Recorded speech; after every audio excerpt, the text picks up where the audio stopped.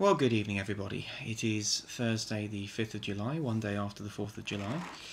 And this is going to be the first in another new series of videos which I'm going to be doing, which I'm going to call sort of apologetics. And I'm going to be sort of looking at various issues from my own Christian perspective. The issue I'm going to try and deal with tonight from my own perspective, but also it's not just for people I would describe as not Christian and wanting to know what Christians have views have on the things. My other goal, and I hope, is to sort of try and educate other Christians as well in some of these areas. And the first thing I'm going to deal with tonight, and actually quite apt, I think, given the announcement of the discovery of the Higgs boson yesterday, is my own personal take on what I'll call the ongoing kind of bun fight, frankly, between, on the one hand, fairly militant atheist sides, certain elements, I will call it, of the scientific community, and on the other side, literal interpretation of Genesis, etc., by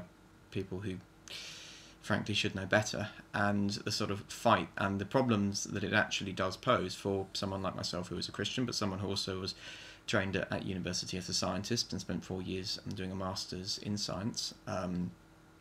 And the problems I've seen from sort of both sides. Now, for me, one of the biggest problems I've actually encountered, I would say, is actually within the Christian community itself, is the problem that if, for example, you, as I would say, totally convicted of the fact that there is a God and that Christ is the Son of God, at the same time saying, I believe the universe is 4.5 billion years old. I believe that life started on it around 2 to 3 billion years ago.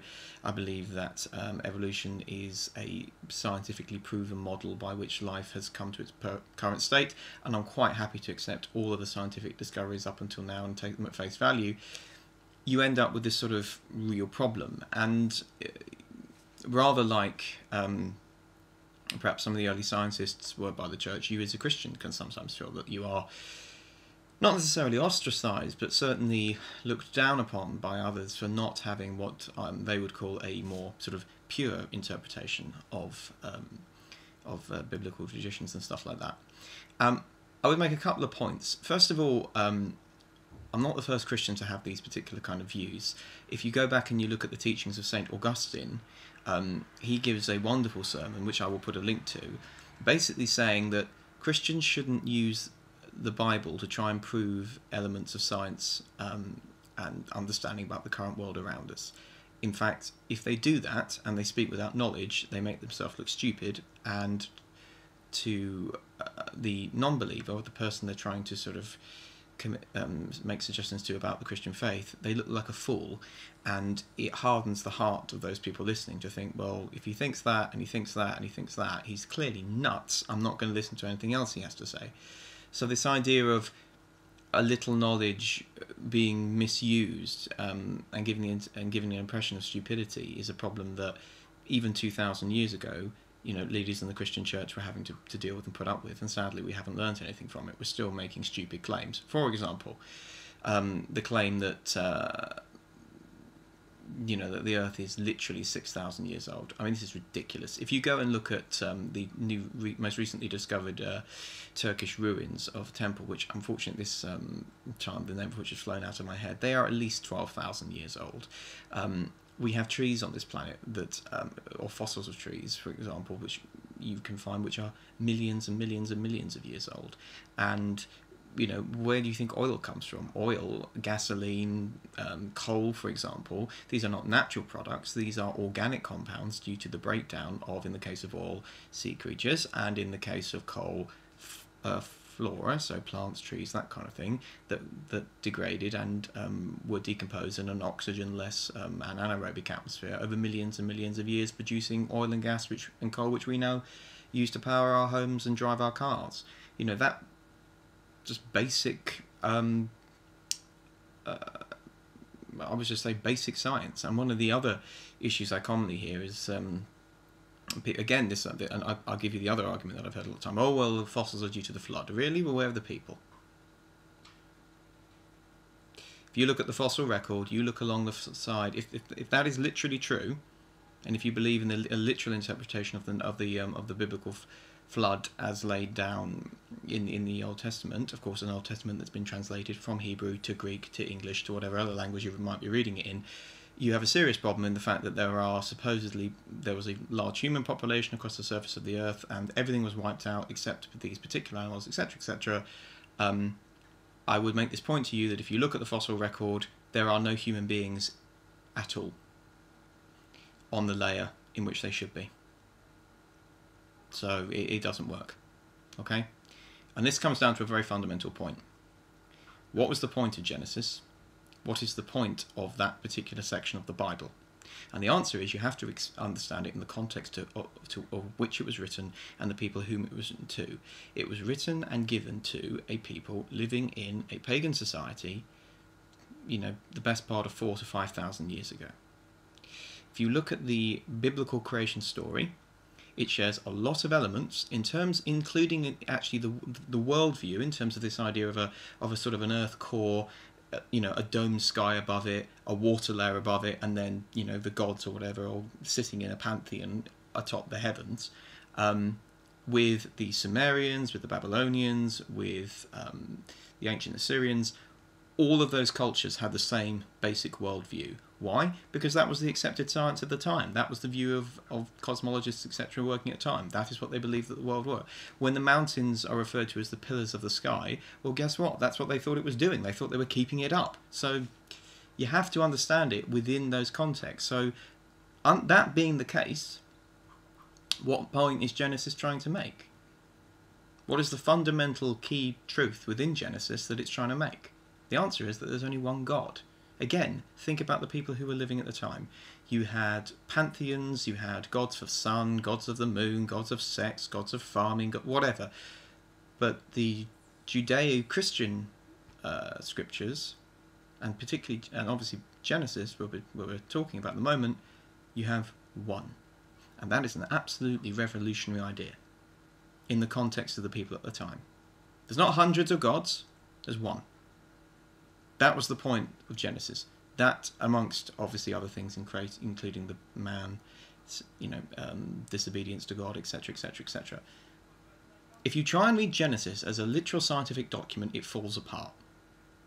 Literally, you can't read it like that, and you'd be a fool to try and do that. Don't try and make the text into something it was never designed to be. Okay?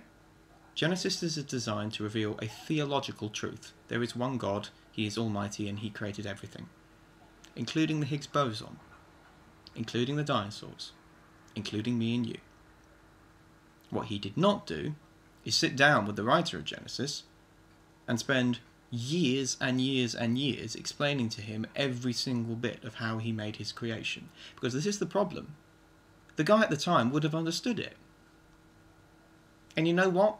We are thousands of years down the line, our understanding of the universe is much better, but we still wouldn't understand it. I mean, forget a parent trying to explain an atom to a child. They're the same species. Do you really think that if God actually tried to explain His entire creation to the human race, we would actually get it? We still wouldn't. We are lucky that He has given us a brain capable of understanding elements of it, certainly, but we're not going to understand the whole thing.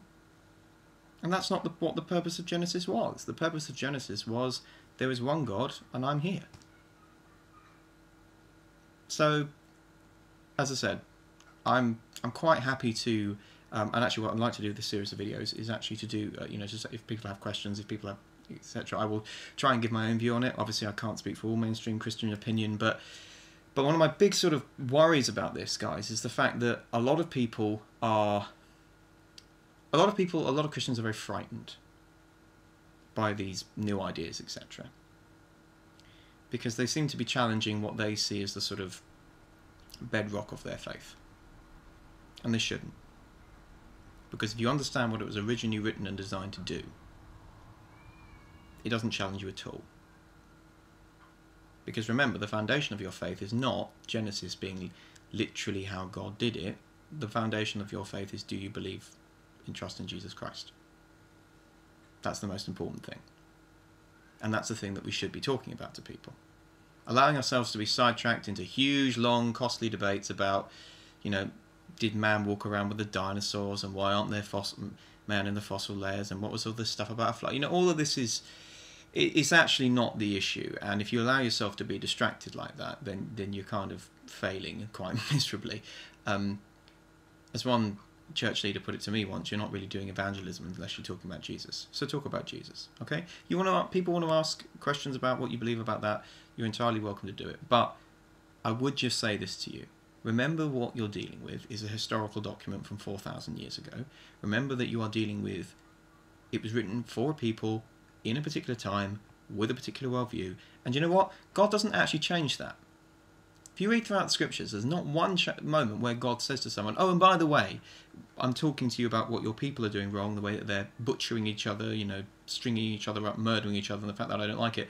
By the way, did you know that energy is into convertible matter according to the equation E equals mc squared? And did you also know that if you increase mass towards the speed of light, it increases to infinite mass? Do you really think they would have had a clue what he was talking about? I'm sure they would have said, yes, Lord, that sounds great, and written it down. But it wouldn't have been any use to them. It wouldn't have been what they were trying to sort of... It would be utterly, utterly pointless. So don't try and make the scriptures do things that they weren't designed to do. They are designed to tell you about God, his character, and about God's relationship with man. That is what they are designed to do. Don't go on about literal creationism, because it doesn't work, it makes us look stupid, and it means that people's hearts get hardened to the gospel for the very simple reason that they think, well, they believe the world was created in 6 days. What? Well, literally in 6 days, and the world is only 6,000 years old. What a bunch of morons. I have little interest in what else they have to say. Okay? Don't make the work of the gospel harder through your own fear and your own ignorance. You're not supposed to do that. That is not your job. Your job is to preach through love and through example and through word Jesus Christ as Lord. Not to get involved in some stupid debate about why it is that the sun and the moon were made after the creation of the world. The answer is because in the creation world view of all of the cultures at the time, that's what happened. Okay?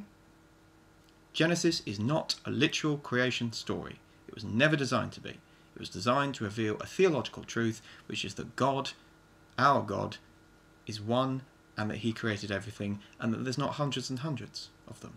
That's the whole point. Okay? So, first video, quite sure I've offended quite a few people, quite happy to take questions, etc., and I will argue with every single one of you on that point. Agnostics, atheists, etc., very welcome to take your questions. Like I said, just for sort of a bit of background, I was trained I did a 4 years Masters of Biochemistry at Oxford University, where I also came to faith, so I have a pretty good experience of balancing the scientific and the faith and trying to sort of navigate that particular fun journey, and, you know, being attacked from both sides for you know, as a scientist, how can you believe this rubbish, and as a Christian, how can you believe this rubbish? So I hope that I might be of use to some people who have questions. I'm very, very happy to hear, and yeah, God bless.